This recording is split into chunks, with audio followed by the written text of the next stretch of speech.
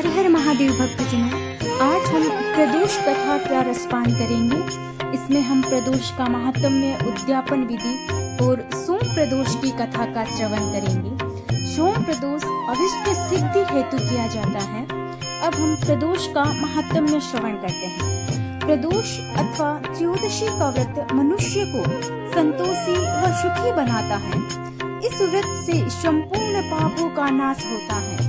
इस व्रत के प्रभाव से विधवा स्त्री अधर्म से दूर रहती है और विवाहित स्त्रियों का सुहाग अटल रहता है। वार के अनुसार जो व्रत किया जाए तदनुसार ही उसका फल प्राप्त होता है। सूत जी की कथा अनुसार त्रयोदशी का व्रत करने वाले को 100 गाय दान करने का फल प्राप्त होता है। अब हम उद्यापन की विधि श्रवण करेंगे। विधि विधान से इस व्रत को करने पर सभी कष्ट दूर होते हैं और इच्छित वस्तु की प्राप्ति होती है। धर्मालुओं को 11 त्रयोदशी अथवा वर्ष भर की 26 त्रयोदशी के व्रत करने के उपरांत उद्यापन करना चाहिए। अब प्रदोष व्रत की विधि को जानते हैं। ब्रह्म मुहूर्त में उठकर नित्य कर्मों से निवृत्त होकर भगवान शंकर का स्मरण करें। निराहार रहे। सायंकाल सूर्यास्त से 1 घंटा पूर्व स्नानादि कर्मों से निवृत्त हो श्वेत वस्त्र धारण करें।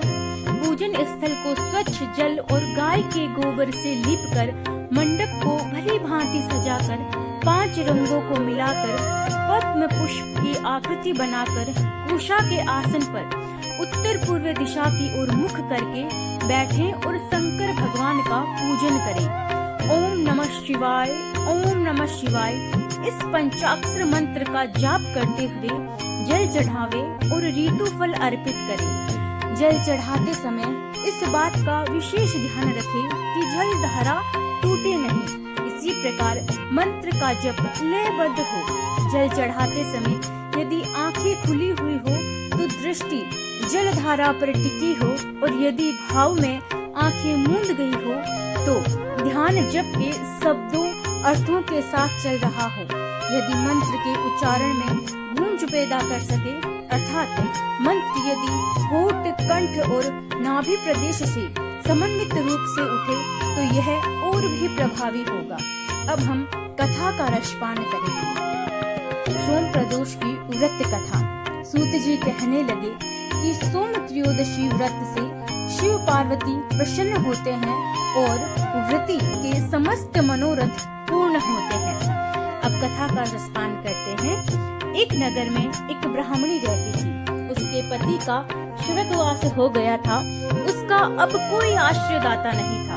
इसीलिए प्रातः होते ही वह अपने पुत्र के साथ भीख मांगने निकल जाती थी। भिक्षाटन से ही वह स्वयं व पुत्र का पेट पालती थी। एक दिन ब्राह्मणी घर लौट रही थी तो उसे एक लड़का घायल अवस्था में कहराता हुआ मिला। ब्राह्मणी दयावश उसे अपने घर ले आई। वह लड़का विदर्भ का राजकुमार था।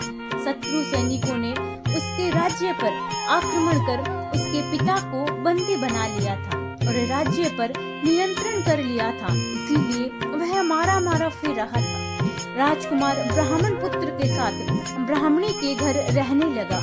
एक दिन अंशुमति नामक एक गंधर्व कन्या ने राजकुमार को देखा और उस पर मोहित हो गई। अगले दिन अंशुमति अपने माता पिता को राजकुमार से मिलाने लाई। उन्हें भी राजकुमार भा गया।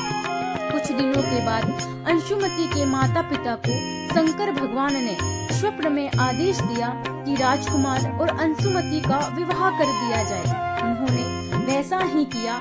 ब्राह्मणी प्रदोष व्रत करती थी। उसके व्रत के प्रभाव और गंधर्व राज की सेना की सहायता से राजकुमार ने विदर्भ से शत्रुओं को खदेड़ दिया और पिता के राज्य को पुनः प्राप्त कर आनंद पूर्वक रहने लगा।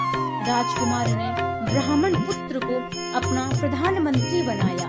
ब्राह्मणी के प्रदोष व्रत के महात्म्य से जैसे राजकुमार और ब्राह्मण पुत्र के दिन फिरे, वैसे ही भगवान शंकर अपने दूसरे भक्तों को भी दिन भी फेरते हैं। हर हर महादेव, हर हर महादेव।